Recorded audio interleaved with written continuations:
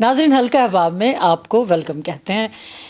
दो शख्सियात मेहमान हैं, नाम अभी उनका नहीं बताऊंगी। पाकिस्तान की एक बेहद मारूफ शख्सियत भी मेहमान है और सेम इसी तरह अमेरिका से आई जो कि ह्यूस्टन में रहते हैं, वहाँ की भी उतनी ही मारूफ शख्सियत हमारे साथ स्टूडियो में मौजूद है।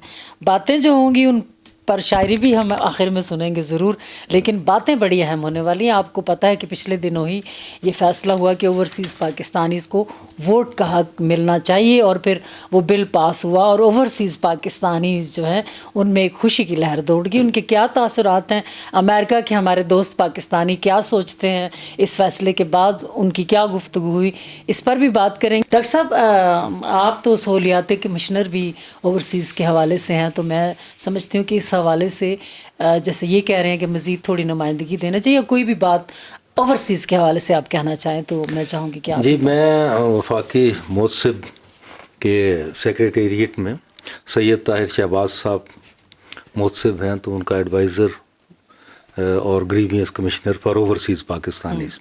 तो ये सेल बनाया गया था इसीलिए ओवरसीज़ के लिए, जैसे इन्होंने बताया कि बाहर जो गए हुए हैं उनके बहुत से मसाइल हैं, तो उसके लिए हमारे यहाँ बहुत काम हो रहा है।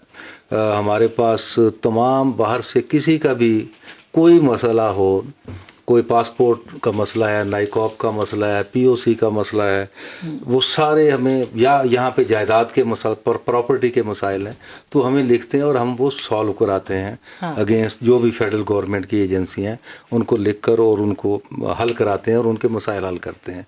फिर हमने यहाँ पर वफाकी मोहसिब सेक्रेटेरिएट ने ये 8 जो इंटरनेशनल एयरपोर्ट्स हैं उन पे 1 विंडो फैसिलिटेशन डेस्क, ये मैं पूछने वाली थी। अच्छा हुआ आपने खुद बता दिया कि हमने उसकी रिपोर्ट देखी थी और उसमें आप वो डेस्क बना, उसमें क्या क्या फैसिलिटीज उसमें ये है कि वो वफाकी मोहसिब का इनिशिएटिव है। उसमें जितने इदारे जो ओवरसीज से मुतल्लिक हैं, इमिग्रेशन है, ये नादरा है, नारकोटिक्स वाले हैं, FIA है, ASF है, CA, जितने इदारे उससे काम पड़ सकता है वो सब के रिप्रेजेंटेटिव वहाँ पर उस लगे हुए 12 महकमे हैं, 12 डेस्क लगे, 1 विंडो एक जगह पे।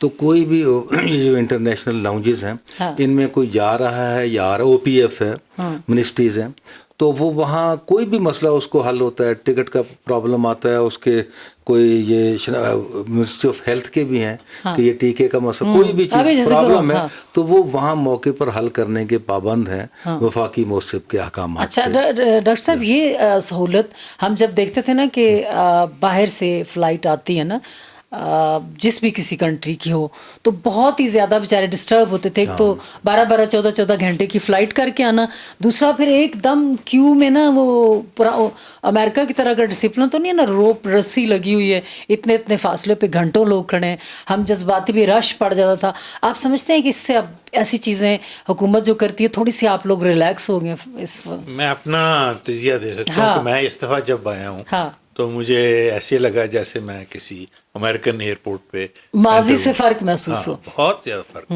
तो सीमलेस ऑपरेशन था, उसमें मुझे कोई दिक्कत नहीं हुई।